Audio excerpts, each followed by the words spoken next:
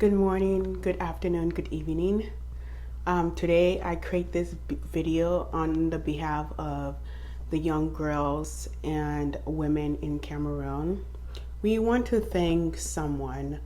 We would like to applaud our king. I'm going to look down because I can't remember all of this. His name is Nabil Nijoya.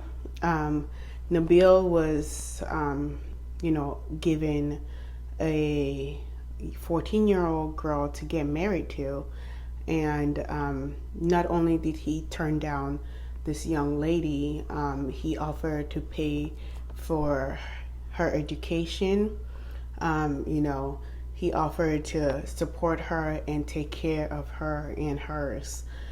So we want to thank you, Our Royal Highness. For centuries now, child marriage has been a big part of the African culture.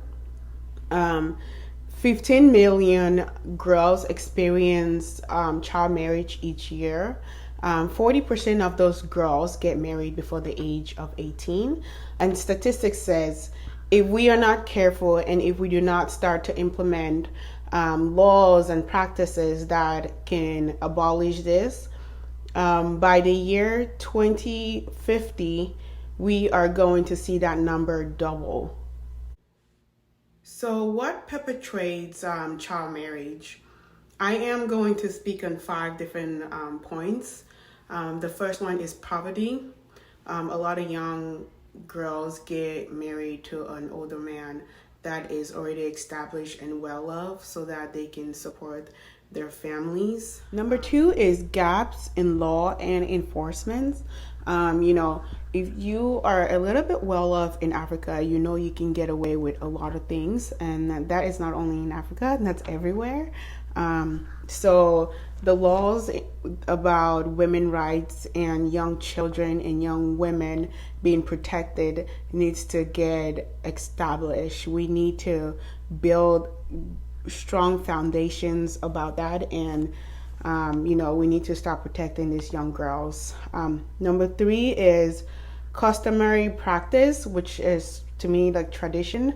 For years we have always seen our forefathers get married to many wives, and many of those times the girls are young children. So we need to break that barrier. We need to break that cycle that we have been, living. Number 4 is religious beliefs. Religion is a controversial topic and a sensitive one for so many people.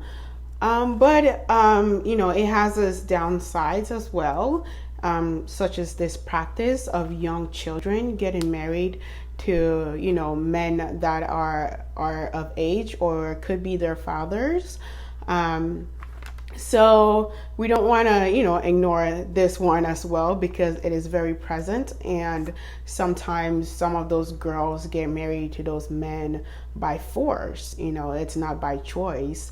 I don't think any time of a young girl in that nature getting married is by choice. Let me just say that.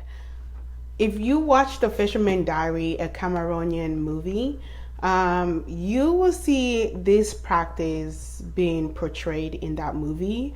If you haven't watched it, you can find it on Netflix. It's a great movie, so I encourage you to go and watch it if you haven't. And that kind of leads me on to my next point. Last but not least, education.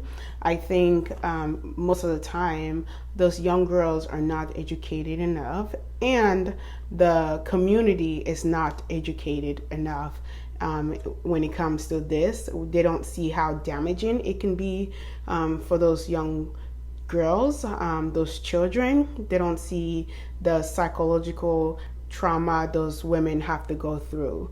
So I think, education is a big part to solving this crisis.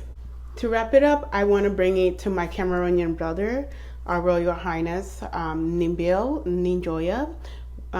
Brother, we want to thank you for not only respecting yourself, but respecting the women, showing the women that they are valuable, giving hope to so many young girls in Cameroon and possibly all over the world.